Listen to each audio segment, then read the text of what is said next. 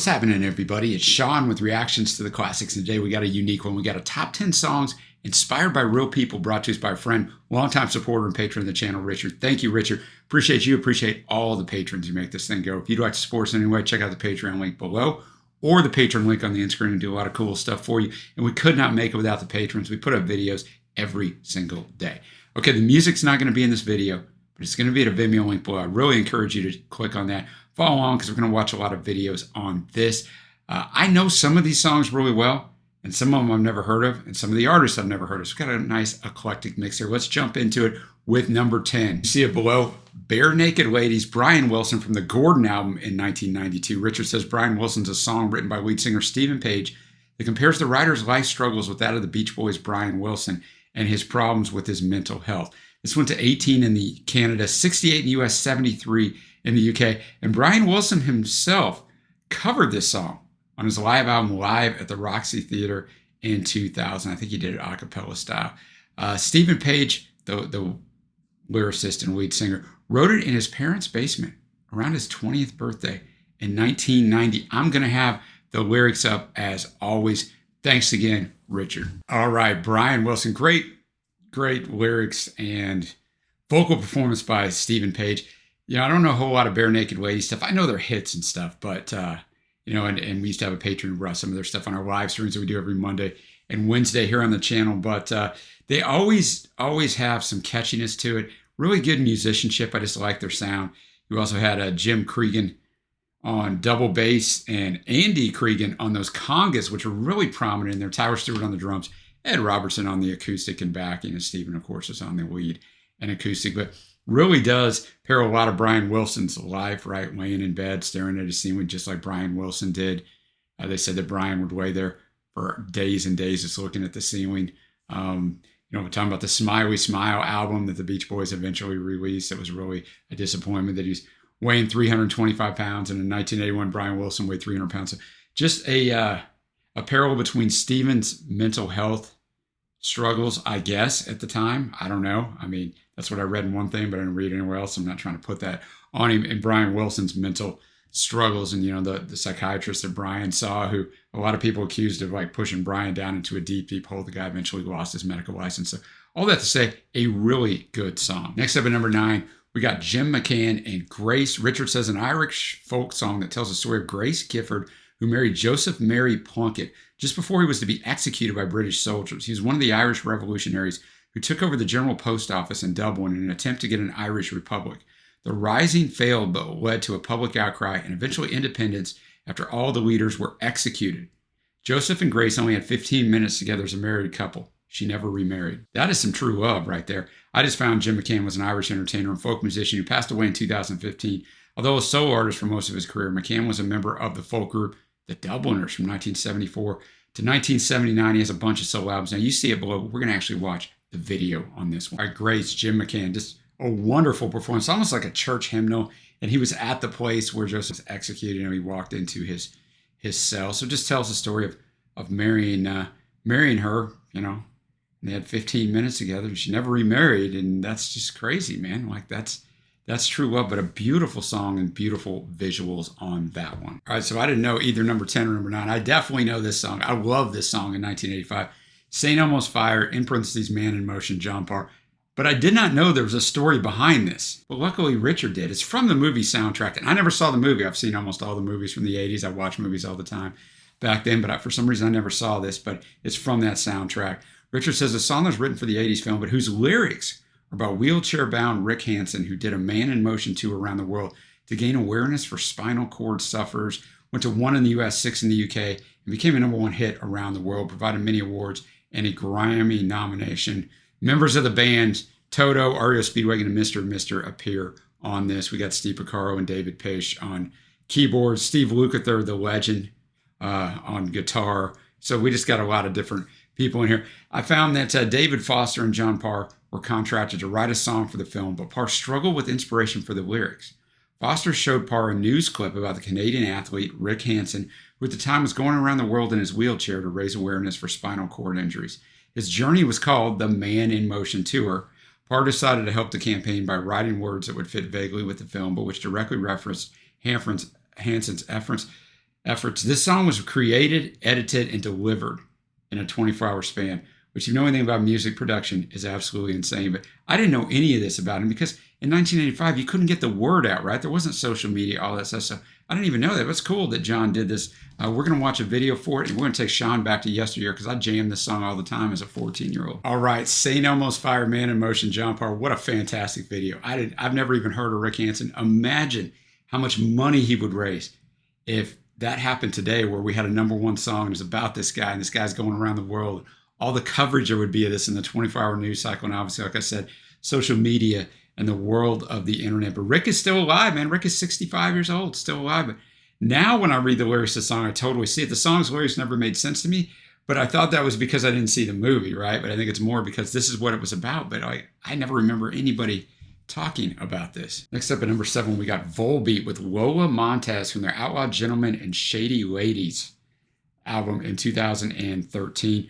Richard says Lola Montez is by Danish band Volbeat. It references Eliza Gilbert, an exotic dancer who became a countess in Germany in the 19th century and later became a hit in the USA. Her spider dance becoming famous. She married 3 times to always wealthy men. It's an interesting story on her. I spent a ton of time researching this. I'm not going to share all this stuff with you, researching this whole top 10, because it's about real people, right? So I was really interested in all of this, but she has a crazy story. This was the 3rd and final single from the album, which was their 5th. It's the band's 2nd straight single and 4th overall to peak at #1 on the mainstream rock songs charts in the U.S., which that chart is a lot better than the Hot 100 in the U.S. and has been for 20 years. But I've never even heard of Volbeat, so we're going to watch a video for this one. Let's do it. All right, Volbeat, Lola Montez. What a great song, right? The guitar work on there's fantastic, like the lead singer. Just a really well-done song. Video does a good job of representing, the lyrics, which is talk about all the things that she did and how she could, don't look her in the eye, she can pull you in and all that good stuff. So someone I'd never heard of, both Lola Montez or Volbeat. So I might need to go check some more of them out. All right, next up, a song I very much know. And if you were alive and of a certain age in 1985 on planet Earth, you're going to know this song too. Falco, Rock Me Amadeus. Richard says Austrian singer Falco's tribute to Mozart is its German's lyrics literally tell how Mozart was the first punk superstar of its day. I found to date this single is the only German language song to peak at #1 in the US now. Nana's 99 Luftballons, also a good song, went to #2. It's released in Europe in 1985, and it's an original German language version for the international markets, US, UK, Japan, etc. Several different single and extended mixes were produced by Rob Bowen. None of them were solely an English language version, but the international single versions reduced the German lyrics. However, the video, which featured the original European version, was used worldwide, and I knew that on repeat. Shout out to Michael, who used to cruise around in his old Mustang, rocking out to Rock Me Amadeus with the windows down, because that's what you did when you were 14. All right, Rock Me Amadeus. What a performance. The beauty of this song, really, and the catchiness of it is the backing vocals, right? And they were really into it, man. Just a cool scene, seeing the visualization. Not really sure what Falco was rocking. We had the guitarist in shorts, the short shorts of 1985, and he was sweating, and Falco up there in the jacket and just kind of, he looked like he was burning up. But what a performance, man. That was so much fun. Listen, I don't know why this song works, right? It's kind of odd. It's odd being somebody living in the U.S. and the German lyrics mixed in. I don't know. There's just something about it that works. It's like the ultimate earworm. And so it's just a fantastic song. All right, we're to the top half of Richard's list of top 10 songs inspired by real people. #5, Manic Street Preachers, Let Robeson Sing, from the Know Your Enemy album in 2001. Richard says Let Robeson Sing is a song about American civil rights campaigner Paul Robeson, who was a football player, singer, actor, and prominent civil rights activist. He became famous in the Manic's homeland of Wales when he sided with the minor workers' struggle when he lived in Britain. I found it was their 4th and final single, #19 in the UK. It was Let Robeson Sing was the commercial billing used for one of the first remote concerts when Paul Robeson sang live from New York to an audience at the St. Pancras Town Hall in London, held on May 26, 1957, over a newly installed high-quality transatlantic telephone cable, despite the U.S. government's restrictions on his freedom of movement. And I really read a lot about him. I had never, ever heard of Paul Robeson, but what a life story, man. Deals with all kinds of racism. He was African-American, graduated from Columbia Law School, went and played in the NFL, and then spoke out a bunch of stuff, supported the Allies and the Americans in World War II, but it said some stuff before about ideology of the Soviet Union that he, instead of for human rights stuff. And so he got on the U.S. government's, list of communists, went through, McCarthy trials and that's why he was restricted here. But an interesting guy. I've never heard the song. I love the Manic Street Preachers. Some of their albums appear on Trey and I's album draft series that we did last year. If you haven't checked that out, 1965 through 2022. We ranked our top 10 albums in each year as well as by decade. So go check that out after this. What Robeson sang. What a fantastic song. I mean, I love the Manic Street Preachers. What a great song breaking down Paul Robeson. After you read his history, no wonder I never learned about him in the United States. Now, this is another interesting sidebar. So verse 3, went to Cuba to meet Castro, never got past sleepy Moscow, a giant man with a heavenly voice, MK Ultra turned you paranoid. So when I study what MK Ultra turned you paranoid, this is a story that I probably tend to believe, even though it sounds crazy.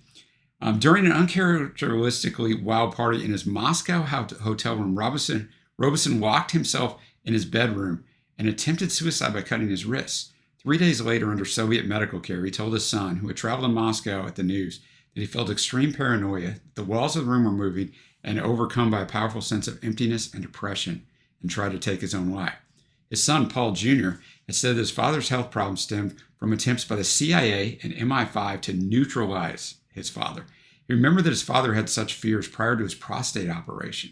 He said that 3 doctors treating Robeson in London and New York had been CIA contractors and that his father's symptoms resulted from being, quote, subjected to mind depattering under MK Ultra, a secret CIA program. Now, that sounds insane. It sounds like something from a movie, but it would not surprise me a bit. And I'm not some sort of conspiracy theorist that we have running rampant here in the U.S., but fantastic song, great melody. James Dean Bradfield, always fantastic. Next up, number 4, we got Brian and Michael with Matchstock Men and Matchstock Cats and Dogs from the album The Matchstock Men, 1978, their debut. Song was released in 97. Richard says, a folk song about the Salford artist Ellis Lowry, whose paintings of his hometown became world famous. The song comparing his paintings to matchstick men, but using the northern pronunciation of matchstock. A heartwarming song. I found it was released as their debut single, number 1 in the UK, their only major hit. The duo remain as one-hit wonders in the UK, although one more single titled Mama briefly made the UK charts at number 93 in 1983, which is, 6 years after this was released. For the song, Michael Coleman drew on his memories of Salford and Ann Coates, as well as the paintings of Lowry. The song's lyrics make reference to Lowry's painted scenes of bleak industrial landscapes being initially unpopular, with the artist only finding fame in later life. According to the lyrics, now that Lowry's paintings hang in galleries among the world's great art, quote, they are so revered that even the Mona Lisa takes a bow. The song also makes reference to sparking clogs. Clogs were a type of hard-wearing footwear popular in poor industrial areas of northern England, and when scraped along cobble streets, they would give off electric sparks.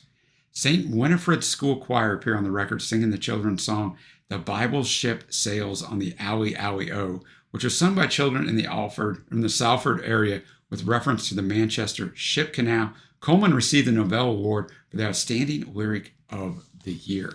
He won't be the only one on this countdown to have received that. All right, Matchstock Men and Matchstock Cats and Dogs. Lowry song. Got to see all Lowry's art there. A little bit of him in there. This talks about all the stuff that Lowry did. We even go through his death, right? And he left us.